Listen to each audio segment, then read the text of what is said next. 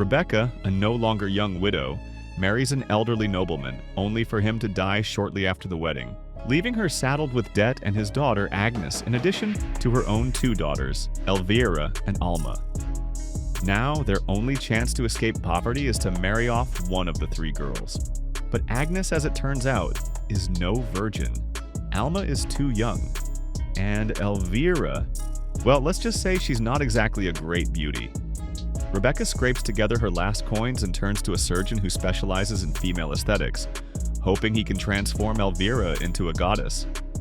And Elvira herself dreams of marrying a prince, willing to endure any sacrifice to metamorphose from an ugly duckling into a radiant swan. Lately, horror reimaginings of classic fairy tales have become commonplace, with several recent films putting a terrifying spin on Cinderella. The British trash horror Cinderella's Revenge even got a theatrical release in Russia. But The Ugly Stepsister, a co-production of Norway, Romania, Denmark, Poland, and Sweden, tells the same familiar story in a completely different league. It's something between The Substance and The Favorite, a sharply satirical body horror about the extremes women will go to for beauty and why it's a dead-end road. The creators of The Substance pondered youth and old age, questioning whether the recklessness of the former and the desperation of the latter could ever find balance. The Ugly Stepsister operates on a similar principle of interconnected vessels, only this time it's the divide between outer beauty and inner beauty.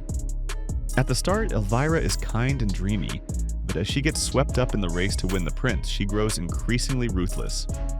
Fear and despair fuel her, rotting her from within. Of course, flipping fairy tales to tell them from an unexpected character's perspective isn't new. Maleficent did it years ago. But The Ugly Stepsister executes this shift with surprising elegance. Naive romantic Elvira becomes a fascinating protagonist, while Agnes, who later gets herself a name Cinderella, is not a meek, silent victim, but a fully fleshed out character. In one near-pornographic scene, Agnes has sex with a young stable boy, and her motivations in this story are far more human than in the fairy tale.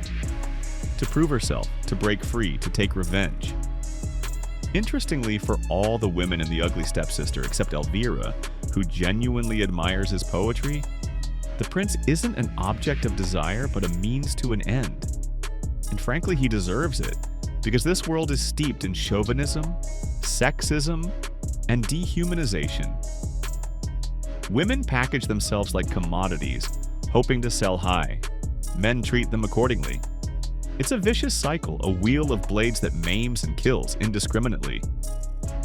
There's no female solidarity here. How could there be when every woman is a rival? There's no real love. In a world where survival comes first, few can afford it.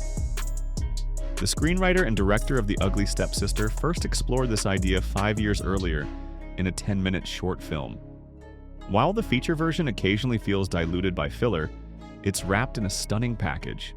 Gorgeously shot, underscored by hypnotic synth music, and given a distinct identity thanks to Norwegian actress and model Myren, who fearlessly embodies Elvira's complex role. And let's not forget, The Ugly Stepsister isn't just feminist satire or allegory, it's also a body horror, packed with gruesome, visceral scenes that sear themselves into your memory.